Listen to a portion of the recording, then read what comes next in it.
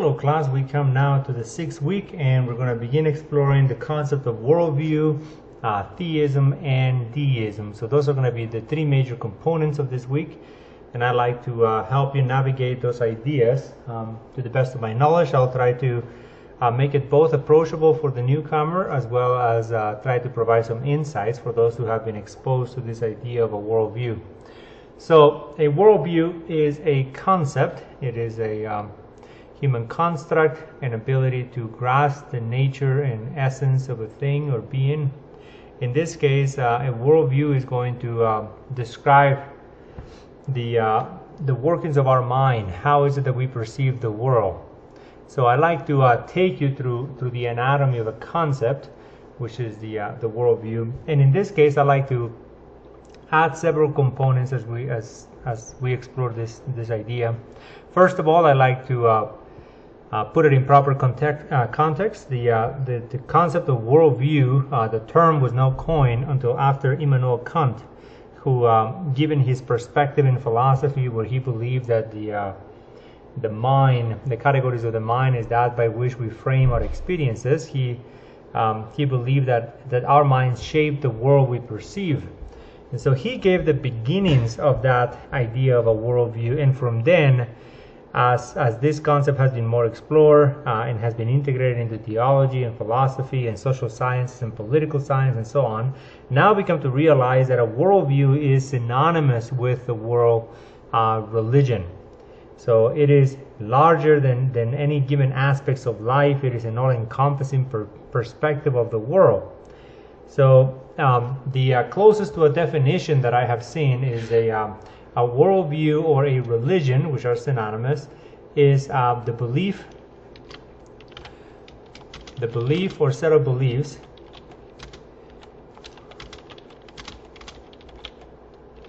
that we use to give meaning / interpret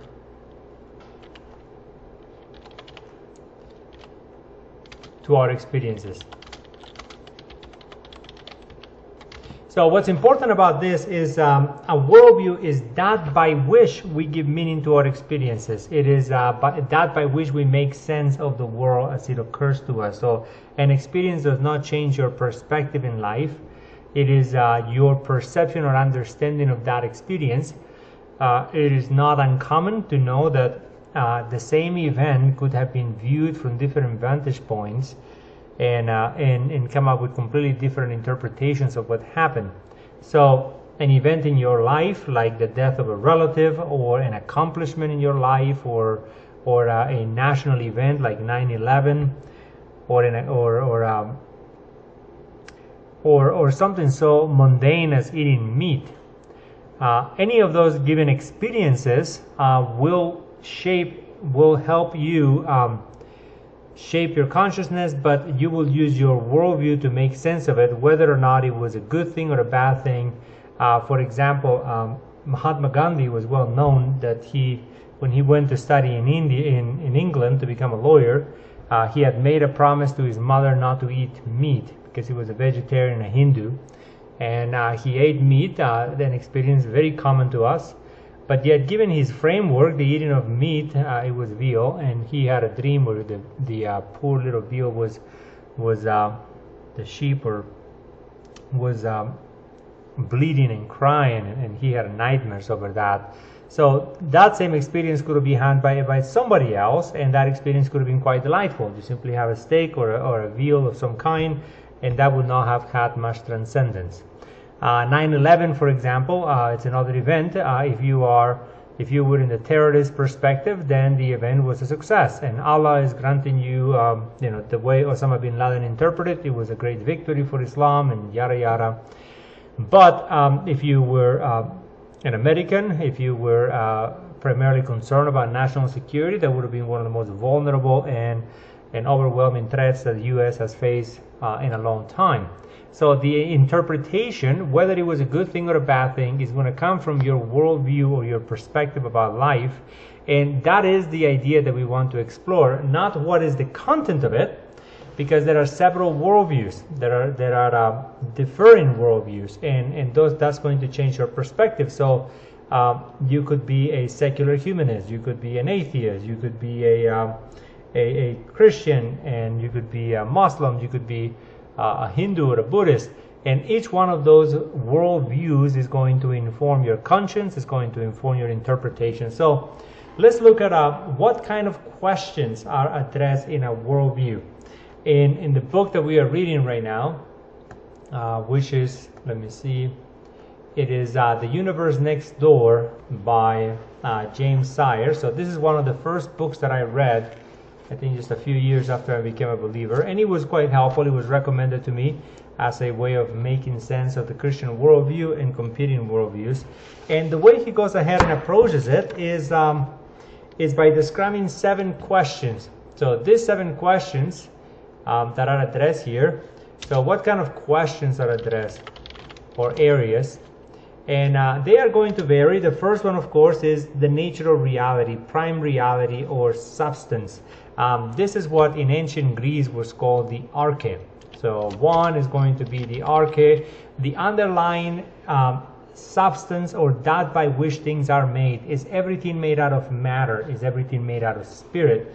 Or is it made out of both matter and spirit? So depending on how you respond to this one, that is going to be the basis of your worldview, the very foundational questions.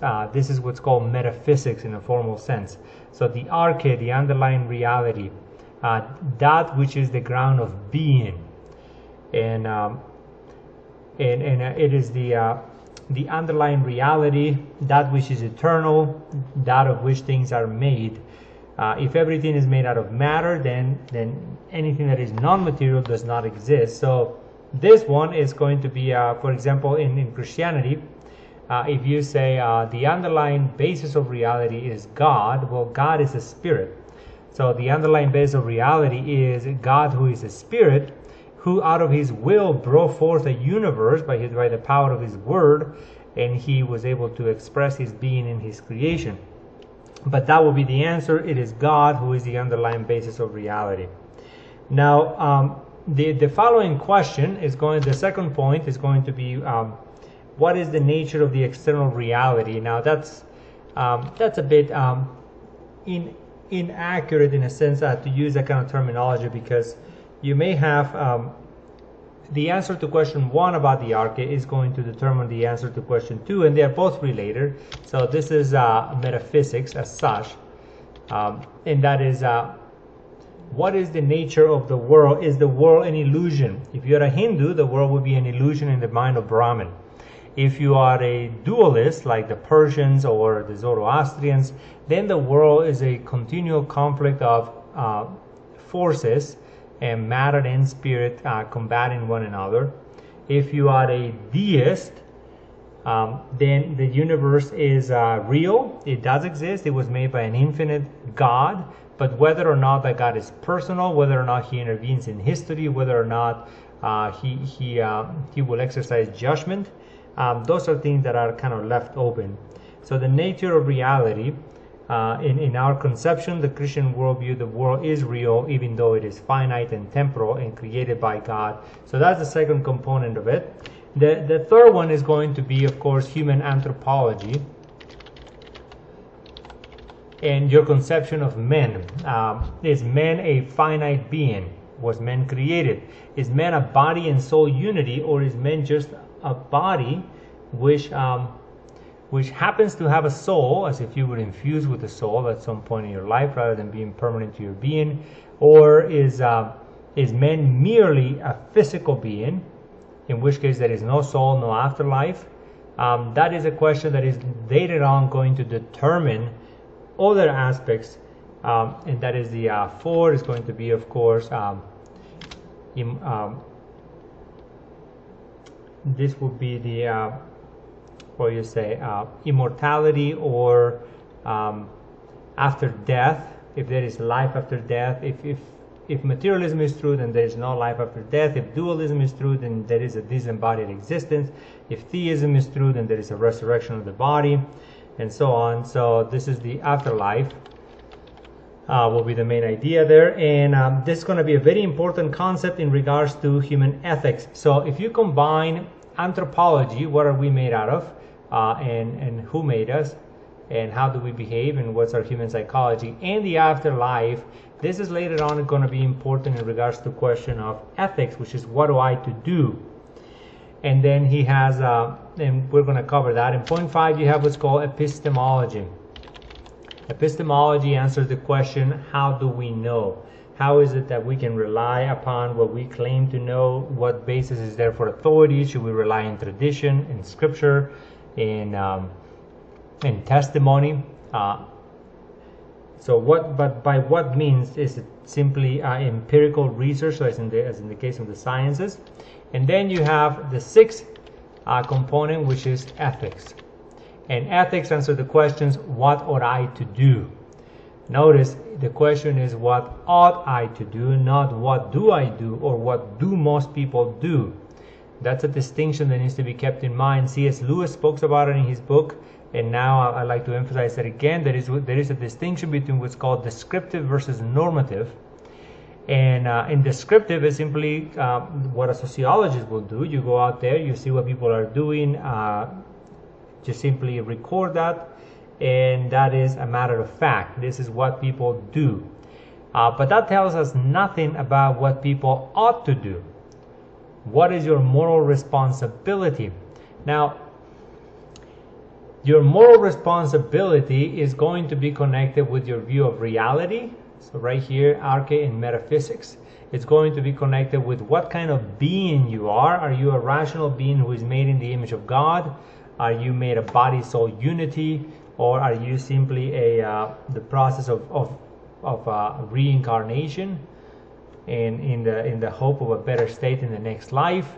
Are you simply a being that is not different than mammals, and in which case when you're dead and there's no transcendence to your life? Is the afterlife personal or impersonal? Do you fall asleep for the rest of eternity, as Socrates suspected? Or are you conscious and aware and discussing ideas with those who came before you? All of these points, including epistemology, how is it that I know what is my moral obligation? Why should I care about the 10 Commandments? Why should I listen to the tradition that I was brought up in? How do I know that scientific claims are in fact true? All of those things are going to have a bearing in your ethics. What do I to do? So if you want to understand ethics, you have to make sense of the previous components. And that is why I mentioned that this is a set of beliefs. And a set of beliefs are not all of equal importance. Think of it as a building, and there are some areas of a building that are more structurally important and prior to than others. So the foundation of the building will be an absolutely key component for anything else to be erected. What blinders or what type of windows you use, that's a less basic question. So worldviews are ordered in a way that is called presuppositionally. Presuppositional arrangement. There are what's called more and less basic beliefs. There are more basic and less basic, and that's how you proceed. You first answer the questions that are most foundational, and then you go and deal with the less basic questions. Okay? Whether or not you should wear sandals to church is such a less basic question. It's almost insignificant. Whether or not you should worship God, that's a more foundational one. Whether or not God exists is a more foundational one. Whether or not you know that God exists is even a more foundational one. So there you have a series of questions that need to be addressed. And then the last one, of course, what is the meaning of providence or history? History, is there an unfolding to it? Is there a culmination to it? So I like to pause now, and I will give you a follow-up lecture on the implications and how to think about these worldviews. So at least you know this is a definition, a belief or set of beliefs by which we give meaning to our experiences or interpret. These are the main questions that are addressed, and the questions are addressed in a logical order, which is said to be presuppositional in nature. So I'll pause right now and come back to question 2.